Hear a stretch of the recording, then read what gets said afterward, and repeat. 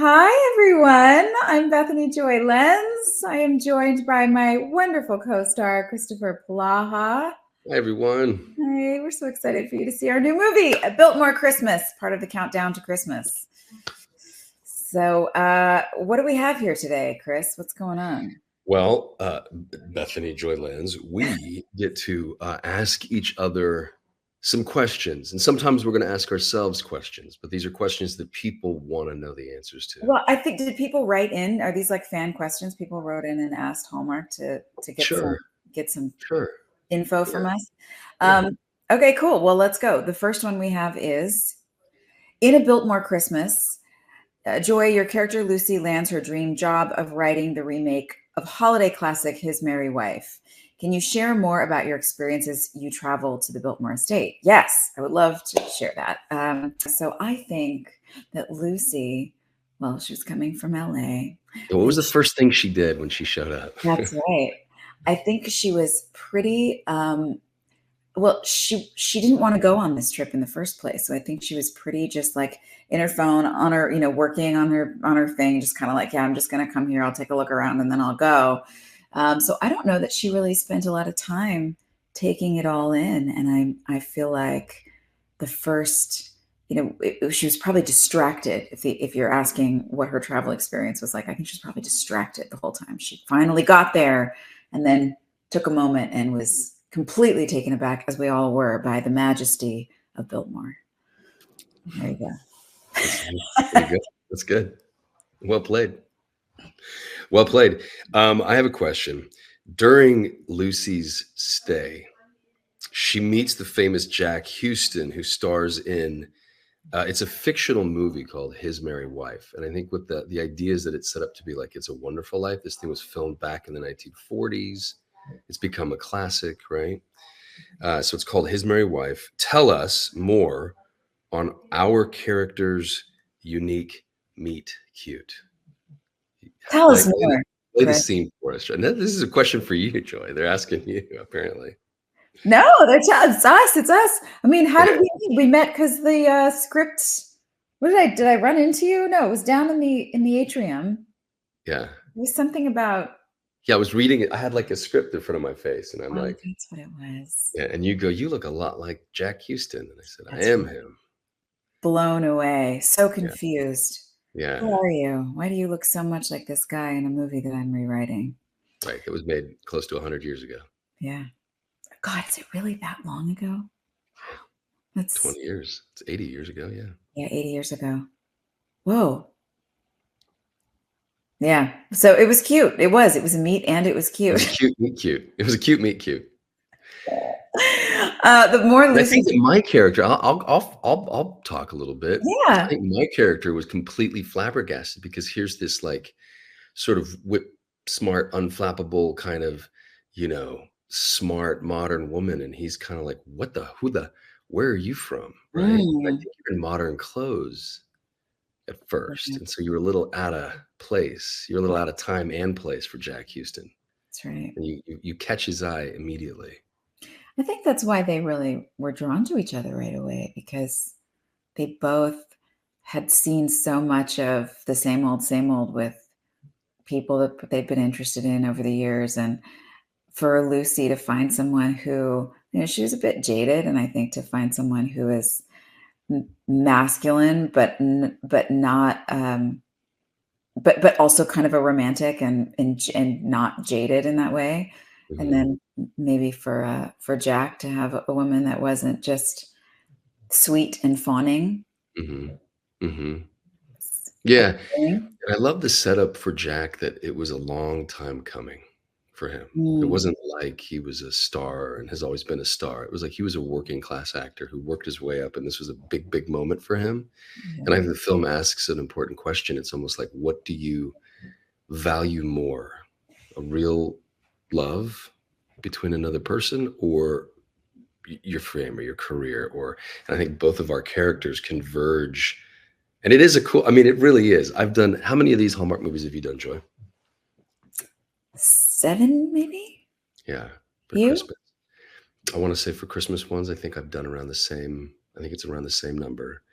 And when I read this, I was like, this is good because Yeah. it asks really serious questions about the human heart, Yeah.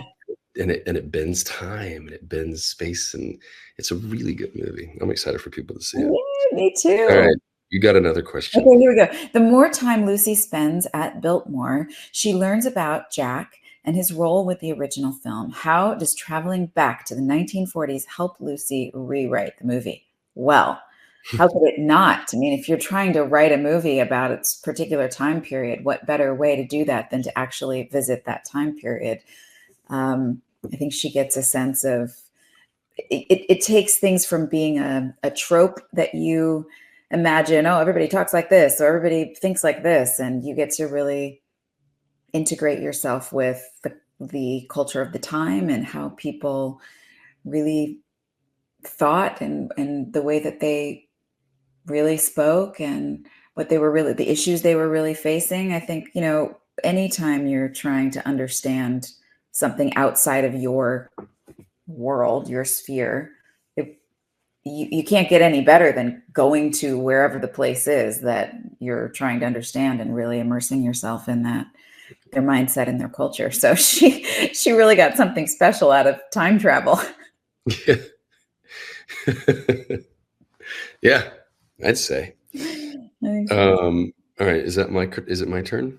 Oh, now you're asking me a question. I think I am. All right, so the fashion of Yes. the 40s is a major highlight as Lucy dresses in chic outfits when she time travels. Joy, do you have a favorite wardrobe piece that you wore during production? Is there something you put on that you were like, I'm taking this home? Hmm. Yeah, there was a red suit.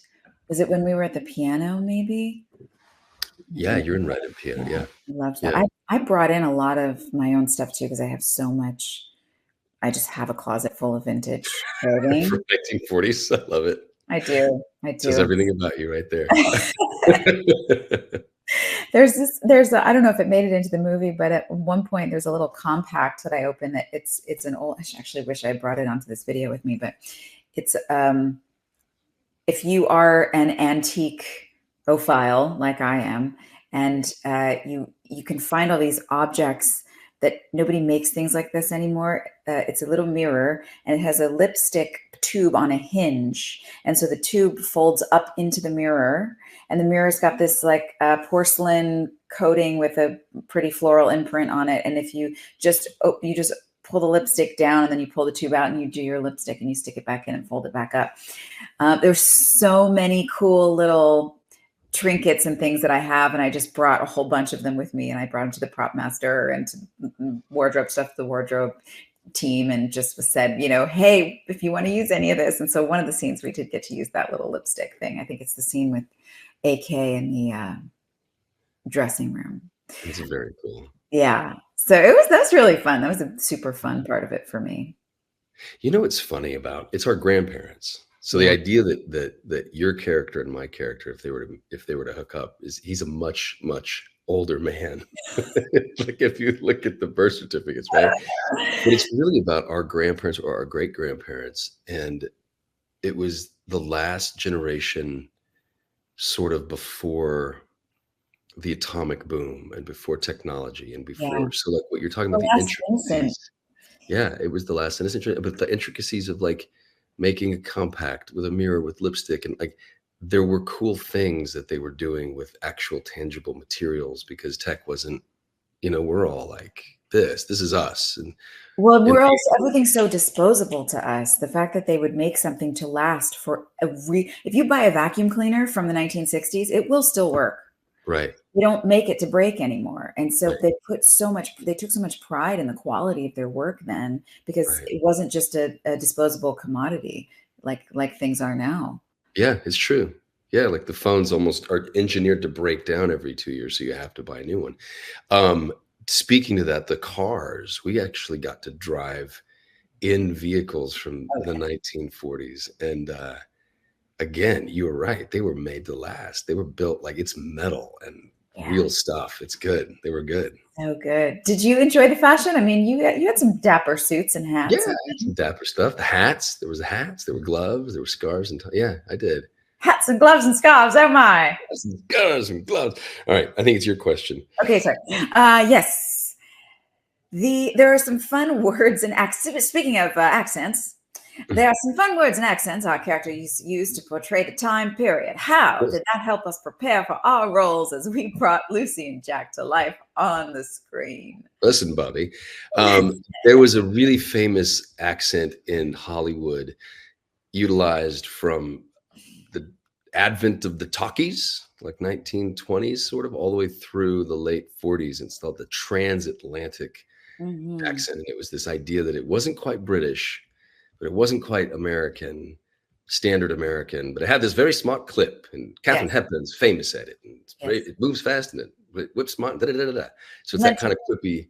Meant to make you sound very intelligent and probably very wealthy at the time. Yeah, exactly. So that was fun because I think it gave us a real concrete handle to hold on to when we were, I mean, specifically for me. And I had Cary Grant as a role model. I had James Stewart as a role model. So I had these guys I could watch their work. And Cary Grant was the kind of master of the, listen, darling, I want to do this and I want to do that. And, you know, like kind of moving through. And I think Jack Houston has a little bit of it, but I think I was able to find my own inlet into it. So those accents helped a lot. What was the question? Well, I guess, did it help you prepare for your role? Oh, yeah. 100%. I was watching, I mean, I got to do a deep dive in all those films. And I had recordings of them. So I would sit there and kind of listen to Cary Grant before I do a take, or I'd listen to Jimmy Stewart before a take. And that's what I love about movies. They're ghost stories at a certain point. Like when you watch It's a Wonderful Life, they're all dead. Yeah. But we're watching them as if they're these 30-year-old people still like robust and full of life. And we're going to be that one day. That's right. People are going to watch us, hopefully, in 80 years. And they'll be like, look at those two. And those moments are still alive and they're still tangible. This one then in the future will be particularly meta, considering the fact that it's like going back in time from there into a even further movie. That's a whole. Now we're getting into like Inception territory, but it's like, and then we're talking about 80 years from the future. There's some little kid, some little girl watching this interview. Yeah, that's what we need in 80 years. Hallmark to still be making movies for Christmas, and they need to make one about a girl who goes back to the Biltmore Christmas. We're gonna pitch it now. That's right. Make sure it's filmed in 80 years. My daughter gets the royalties in 80 years. Exactly. Okay, viewers love. Well, I guess there was a part for you to answer too. Did you get to watch any of the 40s movies? I did a bit, but I mean, my character is modern day, so I didn't. Yeah, that was more for you guys to dive into in terms of character development from the past. You know who was a lot of fun at it was Annabelle. Annabelle did a fantastic job of the transatlantic, very Katharine Hepburn, and Colton did a good job playing that character as well as character. Okay, viewers will love Jack's passion for wanting to create movies and the joy he has as an actor. What are some of my favorite qualities about my character that I enjoyed playing? I guess this is a question for myself. Again, I think I said it early on in this interview. One of Jack's mindset was that he had worked so hard to get the lead role and to have a role of a lifetime and to have this experience. And I'm not sure if it made the movie, but it was in the script, you know, he was the roguish kind of working actor who was lucky to have the gig. And I love that mindset because he wasn't pompous and he wasn't arrogant and he wasn't a conceited actor. He was a really humble, hardworking, like you said earlier, he was like a man's man, and he had this real sweet nature about him, and he appreciated it. And he was also willing to, you know, these movies, they always take place with people midway through their life still wanting to find love. And at a certain point, the formula breaks down because it's like, well, why haven't you found love yet? But there's a lot of single people who haven't found love and they're in their 30s and they're moving into their 40s or whatever that age group is. And I think Jack Houston, if you look at these two characters, there are very specific reasons why they're single. He was chasing a dream and Lucy's chasing a dream, and they meet in time and space and they find each other in this really beautiful way where they're like, "Oh, I see you, and I could take this ride with you, and if that Yeah. means I have to jettison," and I think when you start asking those kind of questions, because isn't life that? Isn't life sort of making decisions about selflessness versus selfishness? And we kind of go, all right, I'm going to choose selflessness today. I'm going to choose listening to you today. I'm going to choose. And I think Jack, weirdly, for a Hallmark movie, and I don't mean to dismiss it like that, because but you like, we really get to go in a deep place in the wrappings of a really fun, what is the word I'm looking for? Fantastical, like a fantasy time travel wrapped in a Biltmore, and it's really about these heart issues of Yeah. sacrificing for another person. It's a beautiful story. I I'm agree. again really I love that. I think, that the fact that we really spent time finding that and honing that and making sure that those themes came through. And again, like we haven't seen the movie yet, so there's so much that's out yeah, of our yeah, control. it'll have to be cut. But your hope is that you pour work into it and really try and focus every time the camera starts rolling on what is the heart of this scene, what's the heart of this moment, what are we really trying to get across, and you just hope that it comes through beyond just something that's pretty and sweet, which is always lovely to see, but you want to have the meat underneath it, and I hope we were able to accomplish that. Yeah. Okay, wait, Chris, have you been? The next question is about Biltmore. Had you been to the Biltmore before? When I was a waiter in New York City, I just graduated from NYU, and my manager on the she was like, "Are there anybody that can take 2 weeks off? I'll give you the 2 weeks off from your shift if you go and work as an assistant for a photographer. He's a friend of mine. He needs an assistant, somebody to drive the van and schlep equipment." And I was like, "I'll do it." So I took a road trip from New York City all the way down to Asheville, and then I think we went further south, even into Georgia. But one of the things, he was making 2 books, Things Abandoned and Things American, and the Biltmore Estate was in the Things American book. Steve Gottlieb was the photographer's name.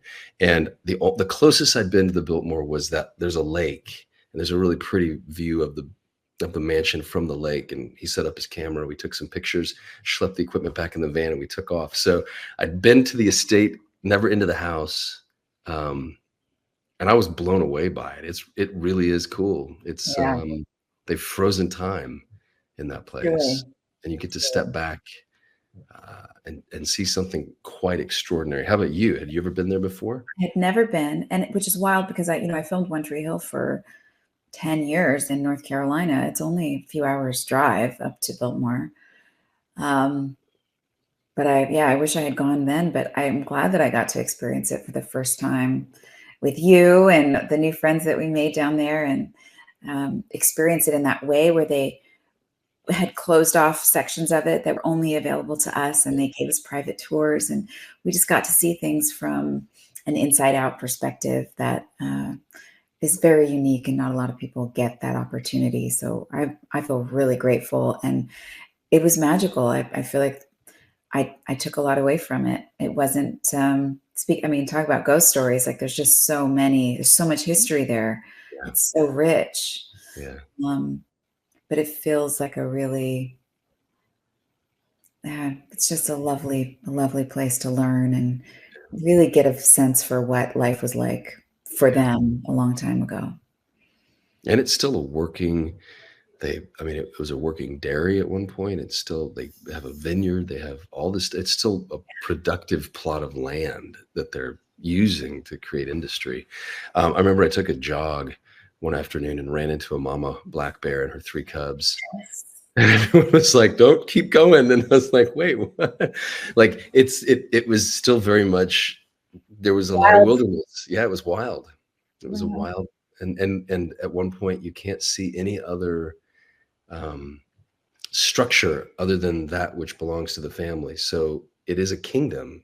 And again, to preserve that, to be able to hold on to that for over a century is a really massive accomplishment. So impressive. Think about the property taxes alone on that. Yeah. you're still having to, play by the rules, but Yeah. the history is amazing. If you're watching this interview between Joy and I, you should afterwards Google Biltmore House and just look at the history, who built it, why it was built, why it became an open piece of property to the public, because it was the first of the gilded homes to be open to the public, and it has been for a long time, and there were specific reasons for that. It's cool. The history is really cool, especially the history of the music room at Biltmore. I don't want to Yes. give anything away, but that How and the crazy. way it's tied in with with World War II and the government. Go check that out. Go check it out. But also what you were saying, Chris, I think you said this in another interview that we did, where it is such a feat to see this kingdom still surviving and all just the functionality of how they've kept it going. But the fact that the family is maintaining it, and that it's not just that it was sold off and somebody's, some company bought it and now it's just running from this. It's really, what's also so impressive to me is that in any family, there's so much drama. There's there's ups and downs and all this stuff, but they've managed to keep this property in the family. And I just think that's such an accomplishment in and of itself, passing things down to people of, good character, who care about the property, who care about the people that are involved. It's really lovely. It is. It's a cool testament to human nature, because all it would take is one generation to be like, it's too much work, and sell it off. You could like chop the property up and make a bundle. Yeah. But for them to preserve it and to be like, you know what, we're going to keep this dream going. You're right. It's really special. Yeah. It's the 5th generation. They're in the 5th generation, from the guy who built it to the guy who's running it now. Okay. What question are we on? Are we on number 8? Number 8. Okay. I have a question for you, Joy. Yes. Lucy won't let a time gap get in the way from building a relationship with Jack.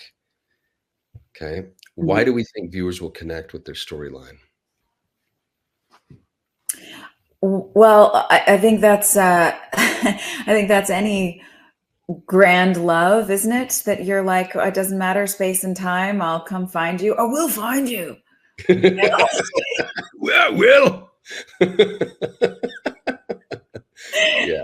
I just think that's love. That's the kind of love that people tune into Hallmark to experience, and so I'm hoping that's the connection. That's the soundbite right there. I will find you. We'll find you. It is love. That is the thing. Okay, so the film has a little bit of mystery in it as Lucy tries to uncover the truth on why the original film, His Merry Wife, changed its ending. So Lucy goes in to the past with a particular ending that she's always seen in this movie. Her whole life, she's watched this movie with this ending. As like any movie you watch, it always ends the same because it's done. So then she goes back in time, and when she comes back, at one point she leaves the 40s and comes back into the present, and the film's ending has now changed. She's like caused a ripple in time, and now something's different. And so it's like, oh my gosh, what are we going to do? How are we going to fix it? So without giving too many spoilers away, they're asking if there's a scene we can't wait for viewers to see that sort of has to do with the original film changing its ending. Oh gosh, it's a good question. I don't. I'm trying to like rack through the scenes in my brain that specifically have to do with that. Can you remember? I really can't. Either. I guess we won't be able to give you any spoilers. Yeah. I mean, we certainly can't give any spoilers away because we're like, I don't know, it's a good movie. What? Okay, uncover it when the original film changed its ending. I mean, I can't wait for viewers to see. There's a few. There's one where you and I are walking, and they've teased this one, so viewers have seen little snippets of the scene already. But there's one where we're walking outside of the greenhouse. Oh, the walk and talk. There's a whole walk and talk, and there's a beginning, and there's a middle, and there's an end to this whole sort of conversation, and it's beautiful. And I can't wait for people to see that. Yes. And then as far as I can't wait to see His Merry Wife, like all of the stuff that you guys shot, the black and white stuff with Annabelle and Colton. Yeah, we did a little behind the scenes, like sort of like created Like, what would the movie look like? And I gotta be honest with you, I'm editing it right now, and it's like they're charming. They're like, we did a good job. It worked out. To clarify, there is a black and white film version, like certain scenes from the film that were used. The Hallmark, we filmed it as a crew, and it was put in the movie because it was in the script. Right. So you get to see these bits and pieces from this like old, 40s black and white movie. But then Chris and Annabelle and Colton went behind and filmed all this stuff just on their iPhones of like additional imagined script things. Yeah. Scenes from the movie, His Merry Wife. Yeah. I can't wait to see those. When are you going to put those out? Where are those going to be? I was working on them, and then I came and visited you in Nashville, so they all got kind of put on hold for the last week. I'll get them done. I'll get them done this week. Right. Yeah, I want to see it. I want to see that.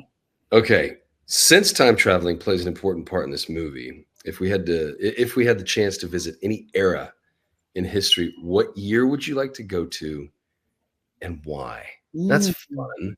You could time travel to any era in the history of the world. What year would you go to, and why?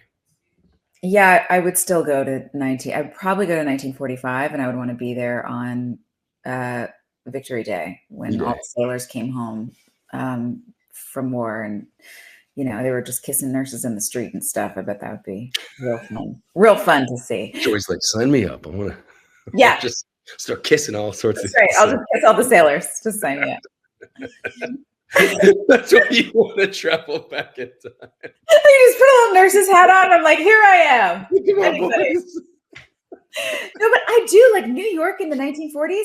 That's where I want to be. This movie, when the script came in, I was so excited because I just thought, oh my gosh, I'm going to get to experience the 40s in some little small way. Yeah, we really did too. I'm telling you, people are going to love this movie for 1,000 years. I promise you. This movie, it really has. I haven't seen it yet, so hopefully it worked. I mean, but it really was special. Like, it was a cool thing. Yeah, I think so. We jumped in, and we plugged in with each other, and we connected, and it was a lot of fun working with you, Joy. You too. I really enjoyed working with you, Chris. We should do it again. You want to? Yeah, let's do it. All right. Okay, we have a rapid fire game, folks. To wrap up that, it's a game of this or that. Inspired by a Biltmore Christmas and Countdown to Christmas. Okay, here we go. I guess I'll just do the first one. You do the second one. We just go on and on. Write a screenplay or direct a movie. Direct a movie. Mm-hmm. You? Oh, me? Yes, direct. Okay, peppermint latte or peppermint candy? Candy. Candy. Yeah. Okay. Celebrate Christmas at Biltmore Estate or host Christmas in your own home? Oh. We're torn on this one. This is a hard ball. You know what? I'll say this. I've hosted Christmas at my home for 20 Christmases. It might be fun to celebrate Christmas this year at Biltmore Estate. Yes, obviously. Yes. Yeah. Imagine waking up and coming down those stairs and just like hanging out in the music. And I mean, everyone's there with us. So we don't have to clean up anything, and we get to just enjoy a massive home with a huge tree. Yes. I can't believe it took you so long. Yes. Yeah. Hilarious. Easy. Okay. Eggnog or hot cocoa? Oh, hot chocolate. Yeah, hot chocolate. Me too. Easy. Yeah, hot cocoa. Okay. Go caroling or attend a holiday event? I'm going to attend a holiday event. Yeah, same deal. Yeah. Okay, last one. Christmas Eve or Christmas Day? Christmas Day. I like to relax. Yeah. There's something fun about Christmas Eve. And when I was a kid, I was all about Christmas Eve. Yeah. But now, as a daddy, and there's something really nice about Christmas Day. It's awesome. I love that. The time just kind of goes, woof. Exactly. Well, thank you for joining us. We can't wait for you to watch the premiere of our new movie, A Biltmore Christmas. Now, you're going to want to tune in this Sunday the 26th, 7 Central, only on the Hallmark Channel. Tweet along or X along while you watch tweet along or X along while you watch using hashtag A Biltmore Christmas. We'll see you there. Thank you guys so much. Bye.